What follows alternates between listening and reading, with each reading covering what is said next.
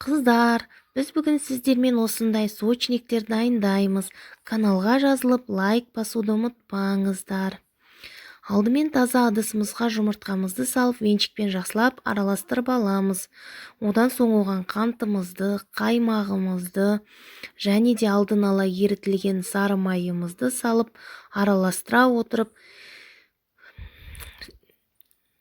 елекке салынған ұнымызға қопсытқышты қосып, електен өткізе отырып, осында жұмсақ қамыр илеп, оны бетін жауып қоя тұрамыз.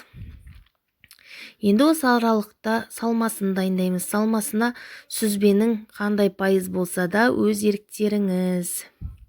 Сүзбемізге қантымызды, жұмыртқамызды және де қаймағымызды, одан соң ванилинімізді қосып, жақсылап біркелкі масса болғанша араластырамыз.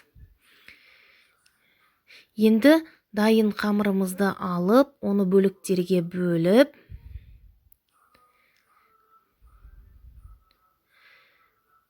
жайып, оны осындай дөңгелек ыдыспен ойып аламыз. Енді осыған салмасын бір жақ шетінен салып, екінші жағымен осылайынан жауып шығамыз.